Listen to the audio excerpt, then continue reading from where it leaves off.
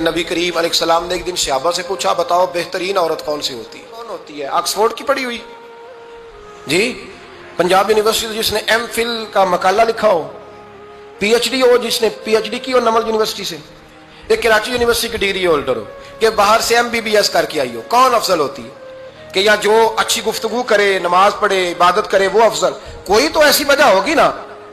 صحابہ سے حضور نے سوال پوچھا تو صحابہ نے بھی مختلف جوابات دیے۔ کسی نے کہا حضور پنجگانہ نماز پڑھنے والی، اور میں بات تمہاری ٹھیک ہے پر تم میری مراد کو نہیں پہنچے۔ ایک نے کہا یا رسول اللہ صلی اللہ علیہ وسلم پردہ کرنے والی، فرمایا بات تمہاری ٹھیک ہے پر تم میری مراد کو نہیں پہنچے۔ ایک نے کہا حضور با پردہ عورت، فرمایا بات تمہاری ٹھیک ہے پر تم میری مراد کو۔ حضرت علی کہتے ہیں بیٹھا میں بھی تھا بیچ، لیکن میں بھی مراد کو سمجھ نہیں پا رہا تھا، حالانکہ شہر علم کے دروازے کا نام مولا علی ہے۔ فرماتے ہیں اس وقت اللہ کی حکمت تھی کہ جواب کوئی اور دے، تو حضرت علی کہتے ہیں قد بھی میرا چھوٹا تھا، بیٹھا بھی میں پیچھے تھا، تو تھوڑی گردن اور جھکا کے نا تو میں نکل گیا اور فاطمہ کے حجرے میں پہنچ گیا۔ تو میں نے کہا فاطمہ حضور نے ایک سوال پوچھا ہے تو صحابہ جواب دے رہے ہیں پر حضور کہتے ہیں تم میری مراد کو نہیں پہنچے، ذرا جلدی سے جواب نہیں دیتی؟ تو خاتون جنت ہنس پڑی، فرمانے لگی میں جواب دوں؟ آپ کو بھی کہا ہاں دیں جواب کا کیا؟ فرمانے لگے بتاؤ سب سے بہترین عورت دنیا کی کون سی، سب سے بہترین؟ تو جناب فاطمہ کہنے لگی سادہ سا جواب تھا، آپ لوگوں کو آیا کیوں نہیں؟ کہا چلو بتاؤ۔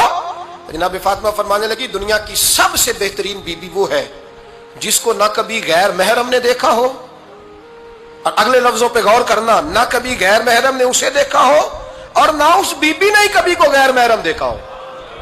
یہ کوئی پڑتا نہیں کہ بی بی کہتی ہے جناب میں تو چہرہ ڈھام کے نکلی تھی، باقی میں دکاندار سب سے بات چیت کر آئی، سب کے چہرے دیکھ آئی۔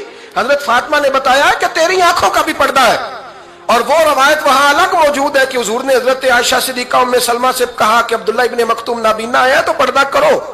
تو یہ نابینا اس سے پہلے، سیرت نگاروں نے لکھا ہے کہ ایک دن یہ اس سے پہلے حضرت فاطمہ کے گھر چلے گئے حضور کے ساتھ، تو نبی کریم علیہ السلام نے جب ان کو لے کے حضور داخل ہوئے تو جناب فاطمہ نے آنکھیں جھکا لی، پردہ کر لیا۔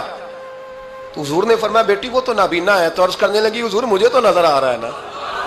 یعنی حضور نے جو ازواج کو کہا وہ بات کی، جناب فاطمہ کا جو انداز ہے وہ نرالا ہے۔ تو حضرت علی کہتے ہیں جناب فاطمہ نے جواب دیا کہ بہترین عورت وہ جس نے نہ کبھی غیر محرم دیکھا ہو اور نہ غیر محرم نے کبھی، وہ بی بی نے بھی کبھی غیر محرم بندہ نہ دیکھا ہو، دیکھا ہی نہ ہو اس نے۔ یہ پوائنٹ ذرا مشکل ہے، سمجھنے والا ہے۔ تو حضرت علی کہتے ہیں میں وہاں سے گردن جھکائی اور بیچ آ کے بیٹھ گیا، بات ابھی جاری تھی۔